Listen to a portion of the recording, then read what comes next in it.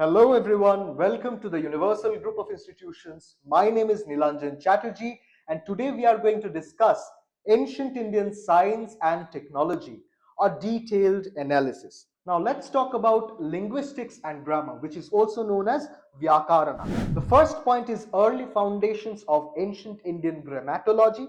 Grammarians like Shakatayana and Apishali worked on linguistic classification and etymology.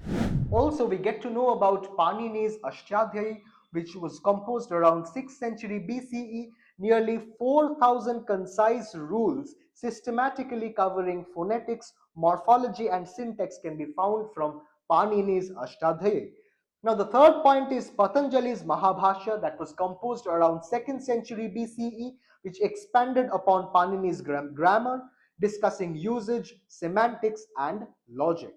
Now, the fourth point is Bhartrihari's Vakyapadya, which introduced Phota theory, exploring how meaning arises from linguistic expressions. The Sanskrit grammatical tradition viewed language not merely as a communication tool, but also as a manifestation of cosmic order, Shabda Brahman.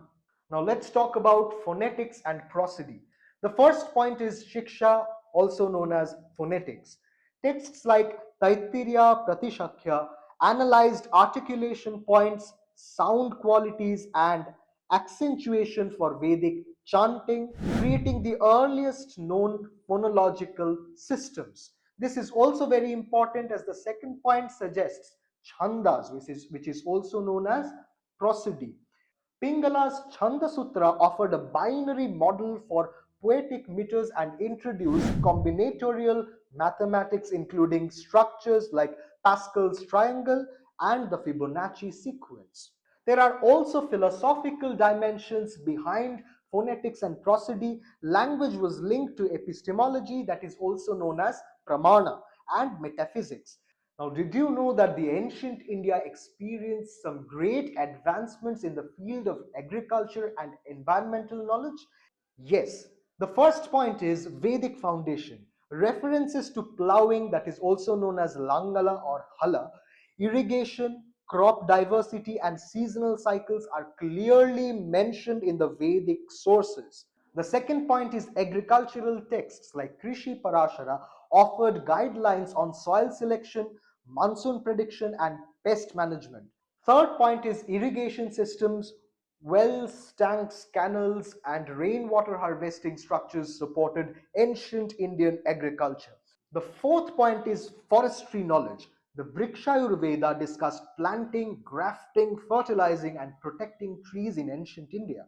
The Arthashastra by Kautilya classified land, described irrigation methods, tax systems for farmers, and promoted state-led agricultural expansion. The Mauryan Empire established offices like Sitadhyaksha, that means superintendent of agriculture, and constructed extensive water management infrastructure. Now, agricultural techniques and ecological wisdom that we can see in ancient India. First point is crop management. Techniques like crop rotation, mixed cropping, and intercropping were widely practiced to maintain soil fertility and maximum yields. The second point is meteorological knowledge. The Brata Samhita included chapters like meteorology, connecting natural science like winds, clouds, bird migration with agricultural forecasts. The third point is sacred ecology. Certain trees, animals, and rivers were considered in ancient India as vital to agricultural prosperity, encouraging biodiversity conservation. Let's talk about philosophy of science and epistemology in early India. First of all, there was Nyaya philosophy, emphasized logic, debate, pramanas, which is also known as sources of knowledge, perception, inference, that is anumana, comparison, and testimony. The second point is Vaisheshika philosophy, proposed atomic theory where all matter is composed of eternal invisible atoms, which are known as Paramanu. The third point is Samkhya philosophy, which also offered dualistic framework with Prakriti, which is primordial matter, and Purusha, which is consciousness. The final and the fourth point is Vedanta, explored nature of reality, being, that is Sat, and knowledge, that is Vidya. Philosophy and science in ancient India were deeply intertwined. The six classical schools, which are known as Charadarshanas, provided frameworks to analyze reality, causality, and perception. Metaphysical speculations on the universe's origin appears in texts like Nasadya Shukta, which questions creation and consciousness. Let's talk about ancient Indian architecture and town planning. As we know, the Harappan urban town planning is very significant while studying ancient India.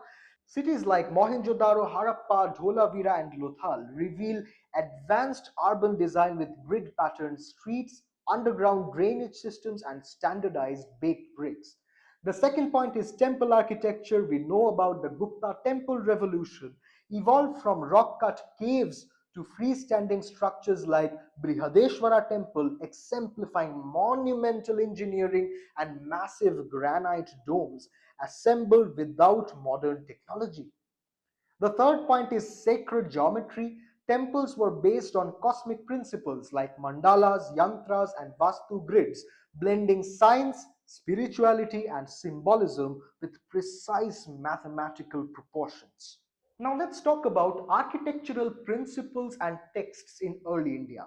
The first point is codified knowledge.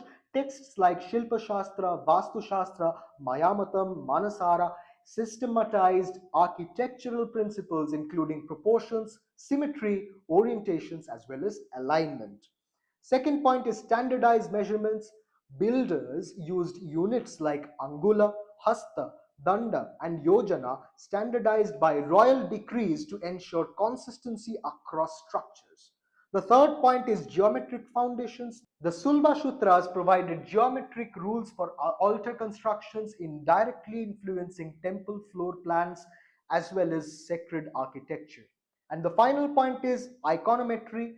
Precise ratios and sacred geometry governed idol making, ensuring proportional harmony in sculptural representations. As we can see in this slide, education in ancient India was holistic and interdisciplinary. The Gurukula system involved close personal mentorship between teacher and students. The students learned not only scriptures but grammar, astronomy, logic, medicine, statecraft, ethics, as well as mathematics. The curriculum covered Vedas, Vedangas, Upanishads, Arthashastra, Shastras, Ayurvedas, astronomy or Jyotisha, law or Dharma Shastra. Students were trained in Tarka, which is also known as Vada or debate, Shastrartha, that is scriptural analysis, and Prahelika, that is riddles, to develop critical thinking. Now let's talk about some major learning centers of early India. First is Takshashila of 6th century BCE, one of the world's earliest universities known for medicine, politics, and grammar.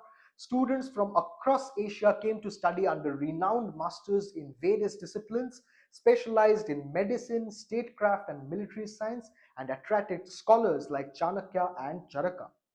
Nalanda was an international university with thousands of students and teachers. At its peak, it housed over 10,000 students and 2,000 teachers from across Asia, comprehensive library called Dharmaganja, and also focused on Buddhist philosophy, logic, and medicine. Now, the third point is Vikramashila and Vallabhi universities. Specialized in Buddhist philosophy, logic, and tantric traditions, these centers complemented Nalanda in creating a network of higher learning. It promoted translation, preservation of texts, trained scholars who traveled throughout Asia. From the ancient Indian knowledge system, we can find some inclusive traits. For example, the women scholars like Gargi Maitreyi and later Buddhist nuns participated in philosophical debates and dialogues. The Brihadaranyaka Upanishad records Gargi's challenging questions to sage Yajnavalkya in philosophical debates. On the other hand, diverse knowledge branches like Chandogya Upanishad describes 16 branches of knowledge, that is known as Vidyas, ranging from Shilpa, which is also known as arts and crafts, to Varta, that is trade and agriculture. This comprehensive approach ensured that both theoretical and practical knowledge were valued in ancient India. Knowledge in ancient India was also seen as liberating as well as sacred. Vidya Moksha Prapti Hetu. Now let's talk about maritime and trade technology. Harappan maritime activities. Lothal's dockyard, which is located in Gujarat, shows understanding of tidal movements, sluice gates, and anchoring systems. Harappan seals found in Mesopotamia indicate long distance trade networks established as early as 2600 to 1900 BCE. The classical period trade hubs, for example, the Periplus of the Erythraean Sea, composed in the 1st century CE, describes Indian ports like Barigaza, which is also known as Bharuch, and Muziris in Kerala as hubs of Indo-Roman trade. Ships carried spices, gemstones, cotton, ivory, and steel across the vast distances. Also in medieval period, we see medieval naval expansion. The Cholas from 10th to 12th centuries maintained a very strong navy that traded and campaigned all across the Bay of Bengal. They sent diplomatic missions to China and maintained cultural exchanges with the Srivijaya and Angkor. We also get to know about ancient Indian naval architecture as well as navigation. The first point is ship design. Texts like Yukti Kalpataru and Jataka Tales describe multiple ship types with advanced features. Art from Sanchi and Borobudur depicts Indian ships with multiple decks and sophisticated rigging systems. Also, we come to know about navigation techniques. Mariners use magnetic lodestones, star charts, and knowledge of wind patterns for navigation. Oceanographic knowledge, the third point. Ancient maritime knowledge encompassed oceanography, monsoon wind patterns, and nautical cartography, enabling predictable long distance voyages. Indian naval architecture influenced Southeast Asia, seen in Indonesia, Cambodia, and Vietnam. Navigation and shipbuilding were supported by guilds, state patronage, and religious institutions, creating a sophisticated maritime tradition that facilitated cultural and commercial exchange. Let's come to the conclusion of today's video: legacy and global impact of ancient Indian science and technology. There are more than 5,000 years of continuous development of Indian science and technology.